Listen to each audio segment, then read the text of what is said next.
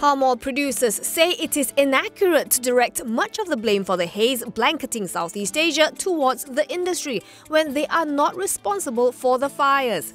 Quoting Tan Sri Yusof Basiron, the executive director of the Council of Palm Oil Producing Countries, Bernama reports that oil palm plantations are generally not the source of burning. Instead, fires recorded on plantation areas are said to have generally spread there from neighbouring areas where small fires started.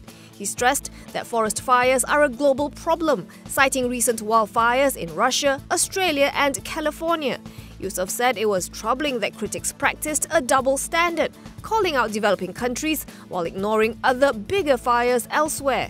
He also reportedly pointed out that governments in Southeast Asia, notably Singapore and Indonesia, have acted against parties that deliberately start fires, including pulp companies, which he said were behind many of the fires in Sumatra.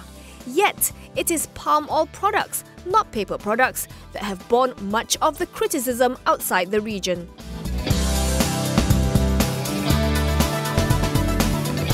The former aide to Datuk Sri Najib Razak, Datuk Amhari Effendi Nazaruddin, concurred with the defence today that there was a possibility that Najib was being manipulated by Loh Teck Joe.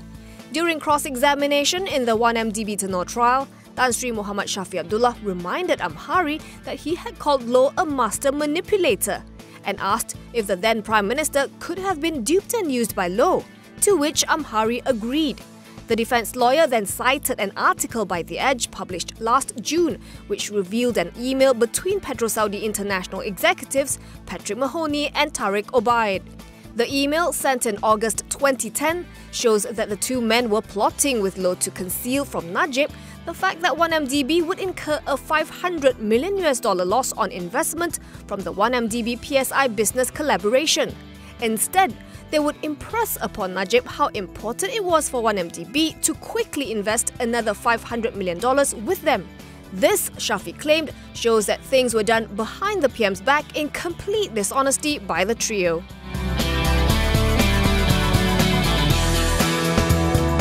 Prominent economist Professor Dr. Jomo Kwame Sundaram is urging Putrajaya to reopen the question of cancelling the ECRL. This was after Datuk Amhari Effendi Nazaruddin, a key witness in the 1MDB Tenor trial, testified that the project was mooted to bail 1MDB out.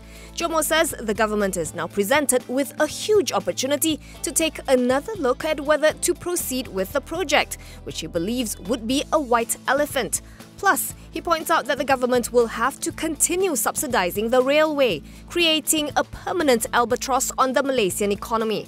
Jomo adds that he believes President Xi Jinping would not want to be associated with any kind of corruption, which would destroy the reputation of the Belt Road Initiative.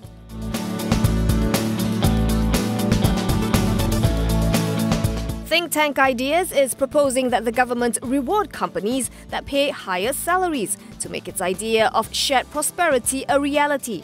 Ideas Research Director Lawrence Todd suggests that Putrajaya introduce a new living wage tax credit when it tables Budget 2020 next month. Under the scheme, employers are incentivized but not required to hike salaries up to a new monthly living wage of 2,500 ringgit per employee. He also proposes a scheme to reward firms for allocating shares to their staff, who would be encouraged to hold on to these assets rather than sell them for easy cash. Todd says both these policies could be paid for through the rationalization of existing investment incentives. On a broader scale, Todd says Ideas also believes the government should introduce a capital gains tax at an initial rate of 5% with a tax-free allowance of 50,000 ringgit. He also proposes a review of GLCs to form the basis of a divestment strategy, which would see Putrajaya reducing its shareholdings in these firms to 10% of their total market capitalization by 2030.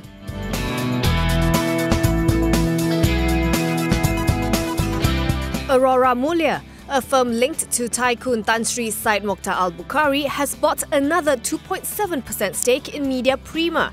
This raises its stake in the media group to 23.26%. According to Media Prima's filing to Bursa Malaysia, the acquisition took place on Tuesday by way of a direct business transaction.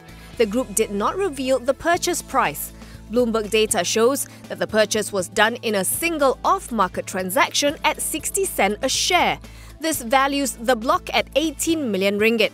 This is the same price that Aurora Mulia paid for its earlier acquisition of some 123 million Media Prima shares from UMNO-owned Gabungan Kasturi. In total, it has spent 154.8 million ringgit so far to buy the 23.26% stake in the media conglomerate.